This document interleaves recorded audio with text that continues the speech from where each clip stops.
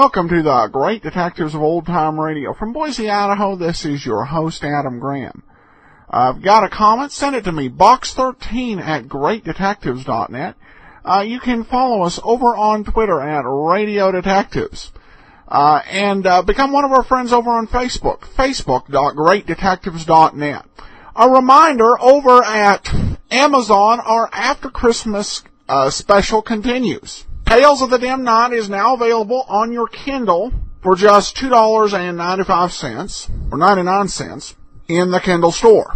It's a great superhero parody that I wrote with my wife Andrea and has been published by Splashdown Books. Learn more information at dimnight.com. All right, well, we're going to get into today's episode of Let George Do It. The next to last guest.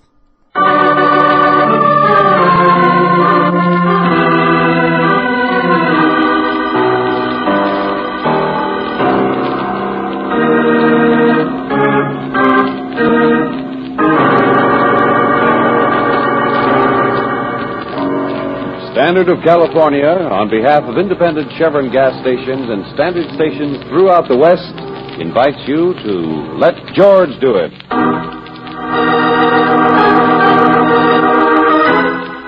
The next to the last guest, another adventure of George Valentine. Personal notice, danger's my stock and trade. If you're so touchy you can't stand to have the finger put on you, you got a job for me, George Valentine. Write full details.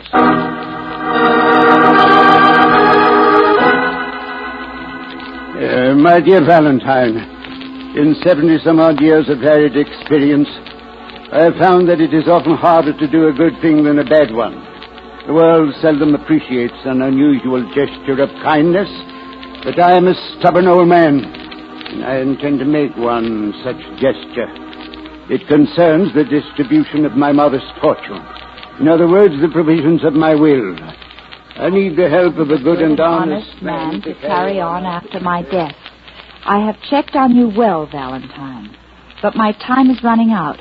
Please visit me immediately in Suite 14A, Hotel McKinley Arms, and it's signed Todd Sturman. Mm-hmm. Let me see that. Yeah, McKinley Arms. Angel, I think that's the place. Oh, George, of course. The one with the gargoyles along the roof and the old ironwork up over the door. Yeah, on 4th Street, sure. They're tearing it down to make room for a super drugstore. Well, what are we waiting for, Angel? Let's go visit the past. Before, as Mr. Sturman puts it, time runs out.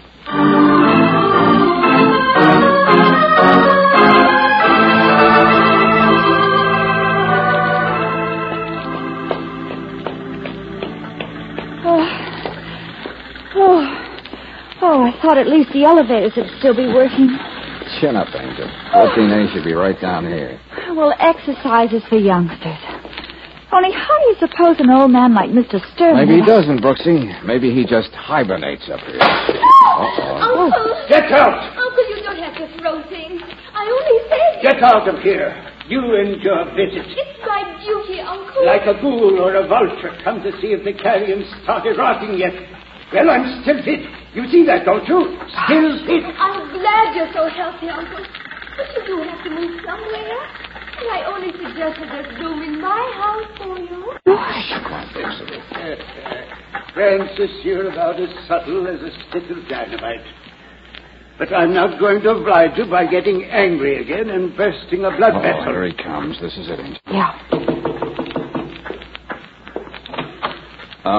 Mr. Sturman? Bet you got an earful, didn't you, Valentine? Well, yeah. Oh! Don't look so shocked, Francis.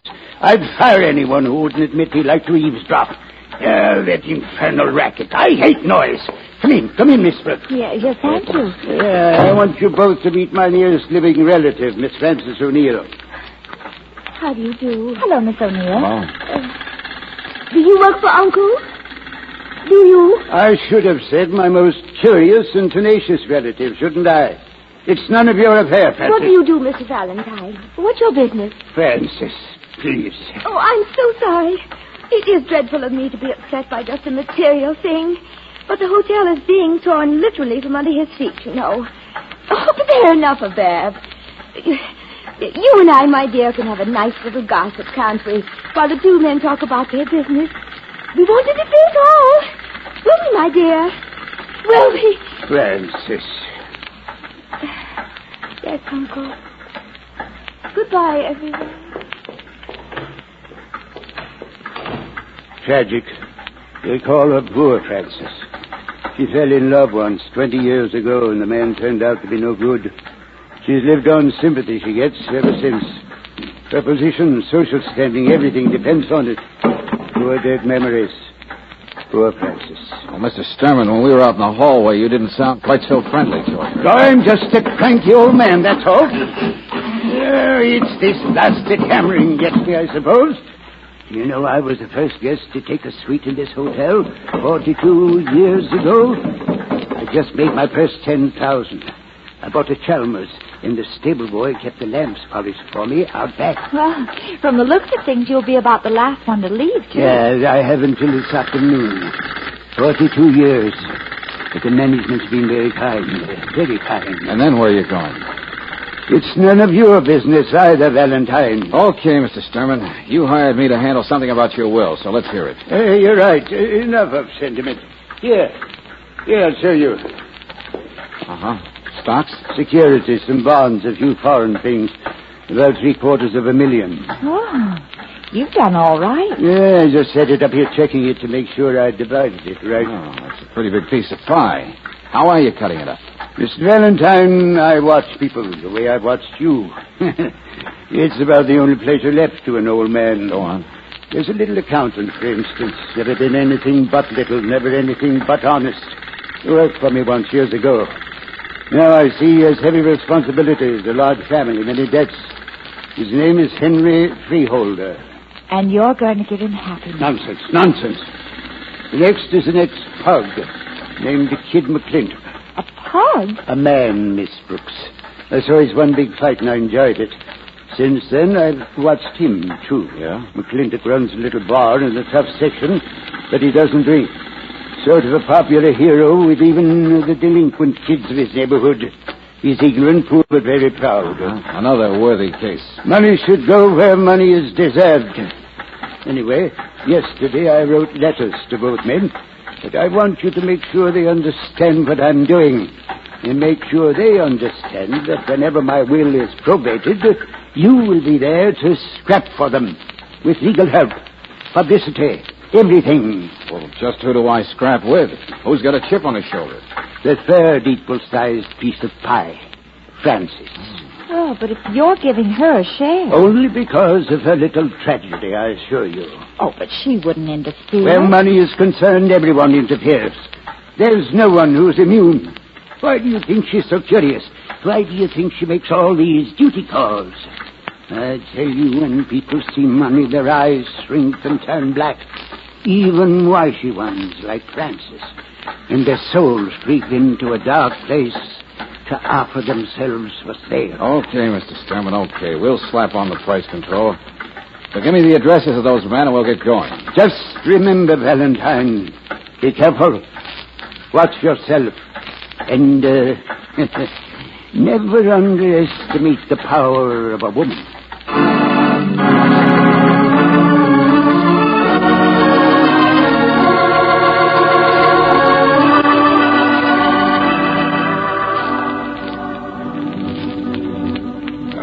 Busy, Jack, working on the books. Bartender said we'd find you up here. You are Mr. McClintock, aren't you? Everybody knows the kid lady, but it's the end of the month. It don't age so good. Well, I don't like to keep accounts either. My name's Valentine. Yeah, real pleasure to make your acquaintance, Jack. Now beat it. Okay, hang on to your red ink, Buster. Why? I come from Todd Sturman. Is he dead yet? No. Step to one side, lady. Oh! Hit the road, Jack. George! George, Oh. are you all right? Yeah, sure. Like a test pilot in a punching bag. Oh, golly. Kid's got a pretty good list, ain't he? Oh, why don't you shut up? Bartender, give me a glass of water. Here you are, miss. On the house. What's the matter with that baboon up there? Here, George, dear. Drink this. Forget this, will you? I'm going back up and take that. You tell it, kid. The tourist here don't know his tonsils from his teeth. Okay, Buster, I'm ready for another waltz. Jack, please. I'm sorry. Don't be sore at the kid.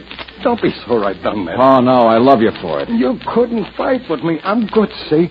Look at the picture there. The one over the bar. That's Tiger Jensen himself, the champ. And I knock him out in 3 rounds, see?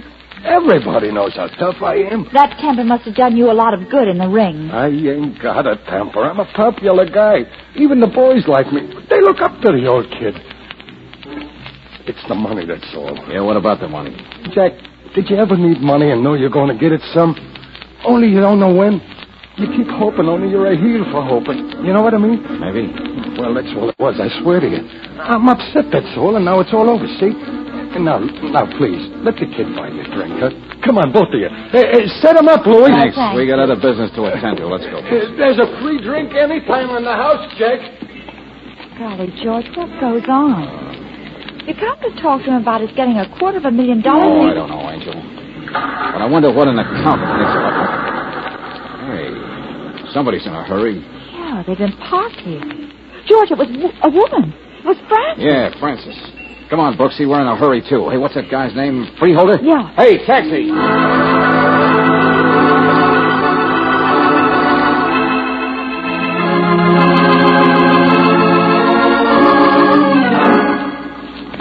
Mrs. Freeholder, you said your husband left only a moment ago. If you could just tell us when he'll be back. He won't ever be back. Not to this house. Not if I can stop him. Oh, we're sorry. We didn't understand. Oh, excuse me. Excuse me. We've always been a respectable family. We've had our little troubles, but we've always managed somehow. We have our position in the community. Henry's treasurer of the church. Well, look, what's happened, Mrs. Freeholder? I can't tell you. It's none of my affair any longer. You'd have to see Henry. But you don't know where he is. I've said too much already. I'm leaving in a few moments for a little trip with the children, and there's lunch to prepare. Oh, you might try. Well, he was going someplace downtown to meet a woman who telephoned. A woman? Somebody named Frances O'Neill, or something like that. Mrs. Freeholder, the reason for your upset has to do with money, doesn't it? No, it doesn't. It has to do with money and an old gentleman named Todd Sturman. Get out of here, both of you. Don't you ever... An old gentleman named Todd... What's in that man's name here?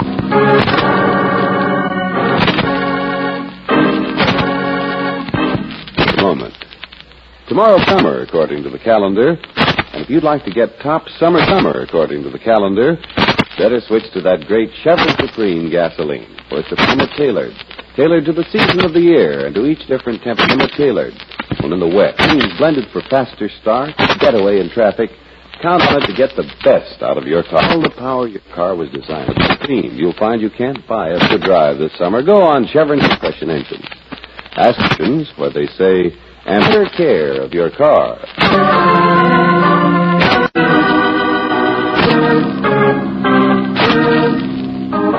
Adventure of George Valentine. And now back to tonight. Not Valentine's. Under which heading bars come, good or bad? The downstairs that weeps on your shoulder. Another beneficiary, a timid little woman, is either following you or preceding you everywhere you go, and not in a timid fashion. A third beneficiary you can't even find. Yes, it's beginning to look like money is the root of all evil. But if you're anything like George Valentine, you suspect that there may be other roots, too. Now, look, it's not such a big job, Lieutenant. Just check on the histories of these people, that's all. Look, Lieutenant, you've got the machinery. Your file boys can check their own stuff fast, and the records of the boxing commission are all... Okay, stop bribing me. I'm interested. Here's something that just came in. Huh? 1 o'clock from traffic, item 6. Dodge Coupe, Mason Street curve, 1245.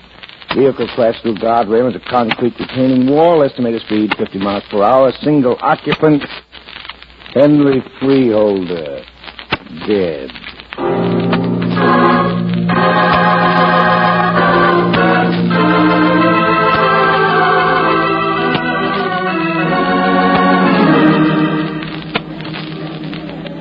Suicide. Yeah, that's it. Well, the motorcycle officer said he practically saw it. There was no other traffic, and nobody else could have been in the car. Oh, wait a minute. I think I got something.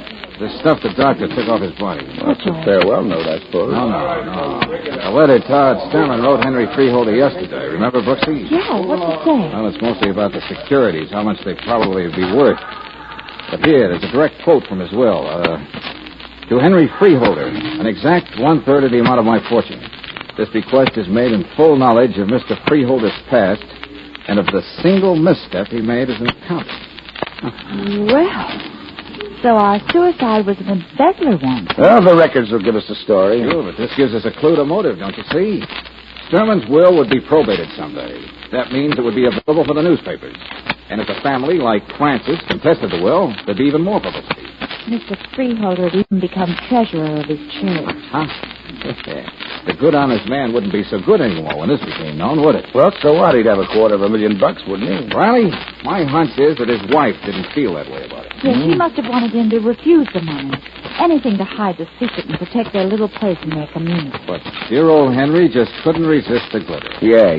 And he's just so unhappy about fighting with his wife over it that he goes out and kills himself. Maybe you're right, Riley. It's not enough. But maybe it will be enough when I find out what kind of correspondence a boxer gets.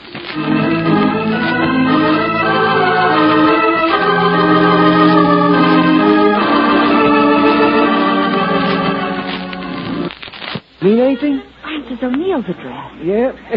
Run out like he's seen the devil himself.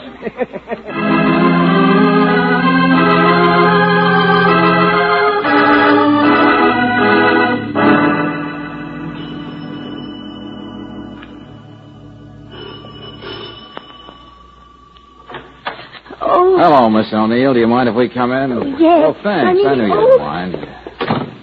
Well, Mr. McClintock. Jack and Jill. Please, Mr. Valentine, there's no cause for you to... Get out of here, both of you. Look, he's wearing his chip The again. lady don't want you here. Relax, Buster. Sure, like this. Stop, George. It's different, isn't it? You sucker for it. Oh, stop. Lick me. Stop. Stop. Oh! Miss O'Neill. Stop it. I can't stand violence. I can't stand Come on, Miss O'Neill. George, I'll take her in the next That's a good room. idea. Just cause I'm out of condition. Overweight. Maybe you never were such a great fighter. Maybe you never did knock out Tiger Jensen. What are you picking on me for? I'm not. I just want to know what kind of a paragraph you drew in old man Sturman's will. Hey, give me 1/3 of it. Okay, keep talking. I can't. Miss Francis. It's all right. It's all right. We must tell them. Please, Mr. McClintock. It's about my big fight. It says I paid Tiger Jensen to take a dive. Uh-huh. Your one big claim to fame is a phony, isn't it? George, there's something about Miss O'Neill, too. Huh? Well, she says she'll tell us if we promise not to repeat it. What is it, Miss O'Neill? 20 years ago, there was a young man. I cared so much for him. We had all our plans made. I had thought he was so nice. And then at the last moment, well, I was simply forced to reject him. And people were so kind, so sympathetic. Only in Uncle's will. Mm-hmm. Only in the will, it's just the other way around. You were the one who was jilted. Yes. And that's the way it really was. Just like Mr. McClintock won his fight by crookedness. And Mr. Freeholder's embezzlement that everyone had forgotten. And you're the 3 people that Sturman picked to leave his money to. Yes. Now that you know, you won't tell anyone, will you? You will keep our secret. You will leave us alone. I didn't promise. You see, that's why we took you in our confidence. So you'd understand. There's something you don't understand, Miss O'Neill. A slight case of suicide on the part of one Henry Freeholder. Oh, no. But now I think I'll wait till later to find out why you were the last person to see him alive.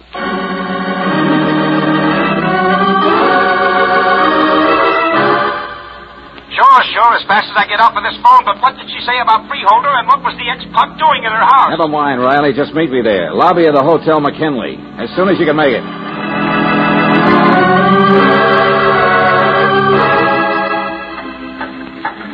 There he is, George. Lieutenant Riley. Oh, lobby. Lobby, he says. The place hasn't even got a lobby anymore. Just a pile of junk. Okay. The stairs are through here. Wait a second, Valentine. Listen to me. Listen. Before we go looking for eccentric millionaires, The file boys have finished their checkup. Yeah? And there's not one single whisper of embezzlement on the whole dull story of Henry Freeholder. What? Yeah, that's right. I know it. What? You know it? Sure. And the boxer never fought a dirty fight in his life. Not even with Tiger Jensen. And as for Francis... But George, they just got through confessing to it. Angel, Santa Claus told us the truth a long time ago. He gave us the answer to everything. Now, come on, let's get upstairs. We got a date to pull off his beard.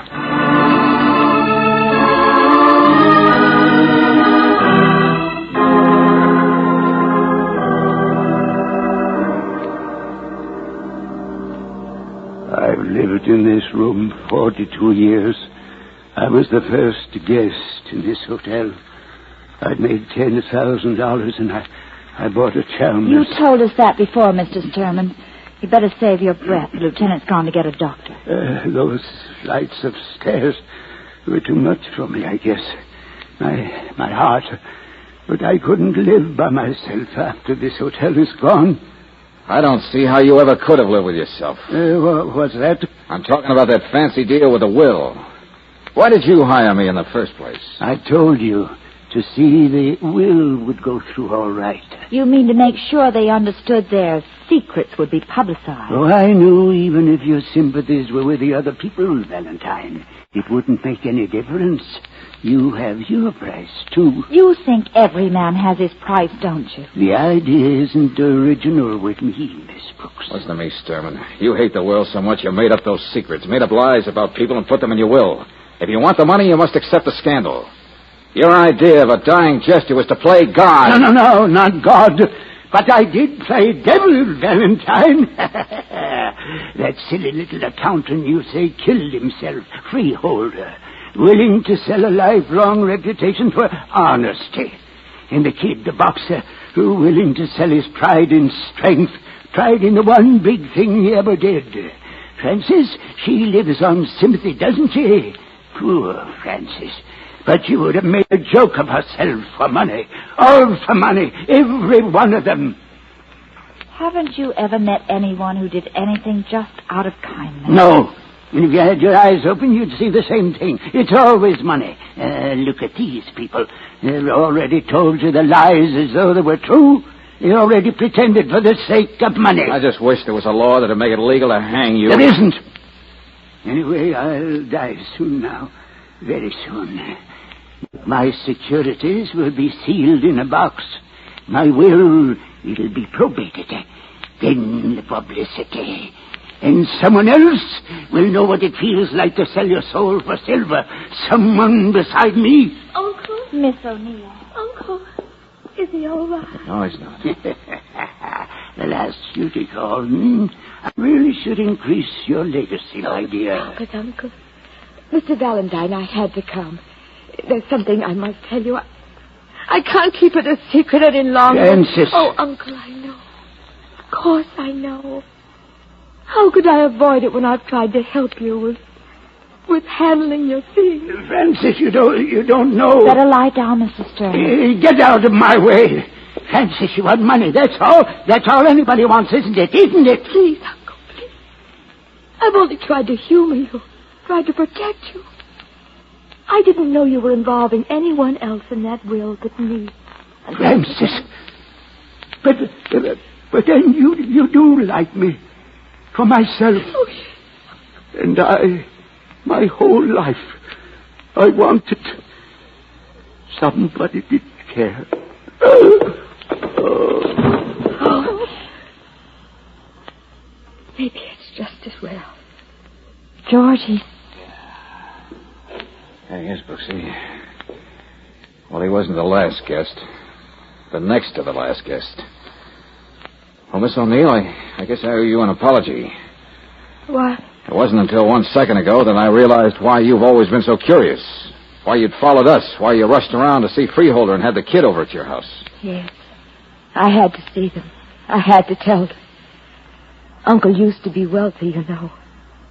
But now those securities of his aren't worth a single penny. He thought of that. What's that? Yeah, Brooksy. The last joke of the man who played devil.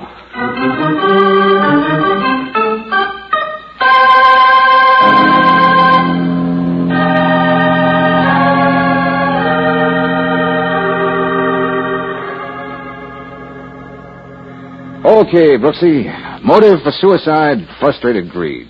Freeholder had already made his choice and separated from his wife when Miss O'Neill caught up with him to tell him there wasn't any tow. Oh. Well, I guess I got everything.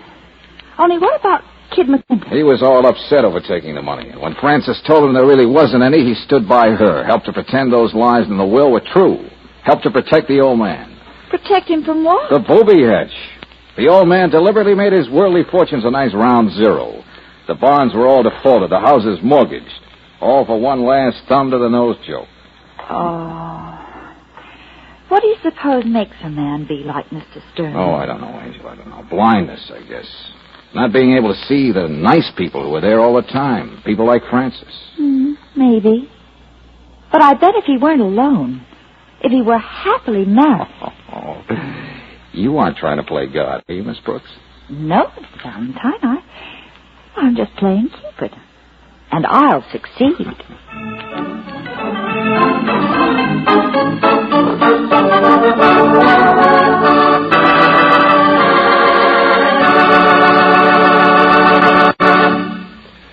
I don't believe anyone planning a vacation ever said to himself, now, let's see, I better figure 3 or 4 hours for engine trouble and repairs. But that unhappy situation happens surprisingly often on vacation trips. The best preventive, I know, is to start giving your car the extra protection of RPM motor oil tomorrow. This premium quality oil is compounded to take care of your car's engine as no ordinary oil could possibly do. RPM cleans as it lubricates, disperses sludgy carbon particles so they can't interfere with the smooth operation of close-fitting parts. RPM clings to upper cylinder walls and other hot spots left bare by ordinary motor oils. And when you cut your motor, RPM won't rip off internal parts. It stays on the job to fight off corrosive rust. No wonder RPM motor oil is first choice in the West. Get it at independent Chevron gas stations and at standard stations where they say and mean we take better care of your car.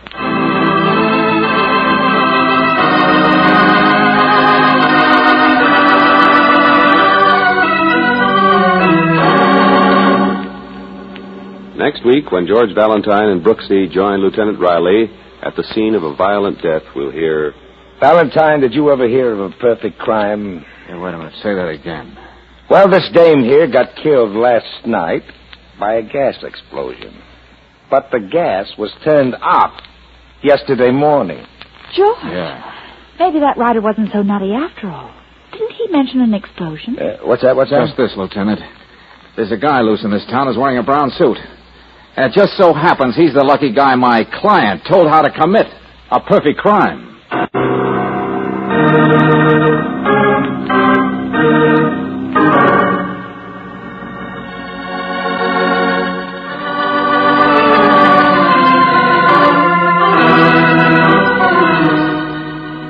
Tonight's adventure of George Valentine has been brought to you by Standard of California on behalf of independent Chevron gas stations and Standard stations throughout the West.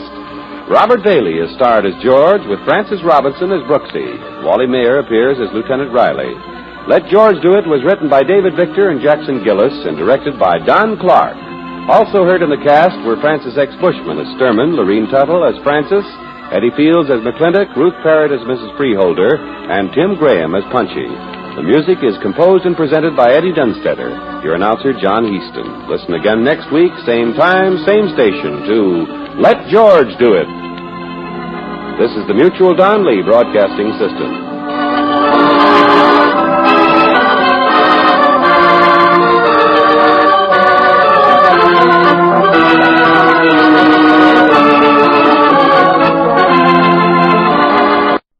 Welcome back.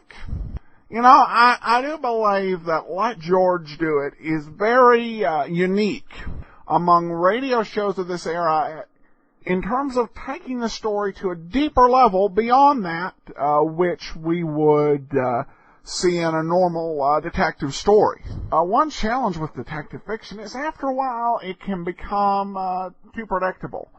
I think the element that they've got here, in terms of some of the philosophical stuff working, really makes Let George Do It an exception and allows it to kind of stand out.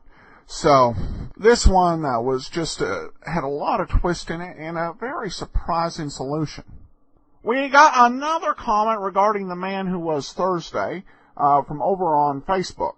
Mr. Sutton comments, can't pronounce the first name. He said, "Did you ever see the Get Smart episode, Double Agent? Surprisingly similar."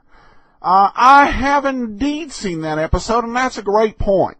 This was an episode from Season 1 of Get Smart, and I will go ahead and spoil the particular episode in question. But Max tries to infiltrate a gang of spies, only to find out that all of the other members of the High Command are also spies from the U.S. government. I think there's a pretty strong case that the producers of Get Smart may have been inspired by the man who was Thursday in writing that particular episode. It certainly didn't work the other way around. But a good catch, Mr. Sutton. And honestly, when I first read the book, The Man Who Was Thursday, I did think of that episode of Get Smart. Well, that'll do it for now. We'll be back tomorrow with Sherlock Holmes, and next week another episode of Let George Do It. Oh, by the way, before I go, I did want to let you know, those of you who are fans, there is no sort of remuneration for the show on this part. But I've mentioned before how RadioArchives.com has released in their Let George Volume 1 and Let George Volume 2 sets 29 episodes of Let George Do It that are not in common circulation. Well, they released their Volume 4 set this weekend, and they added another 2 episodes that aren't in common circulation. They're somewhat pricey sets. The first 2 were $29.99. The fourth one is $17.99. But the sound quality is excellent. So, for fans of Let George Do It, just thought I'd let you know. But if you have a comment, send it to box13@greatdetectives.net. Become one of our friends over on Facebook, facebook.greatdetectives.net. But from Boise, Idaho, this is your host, Adam Graham, signing off.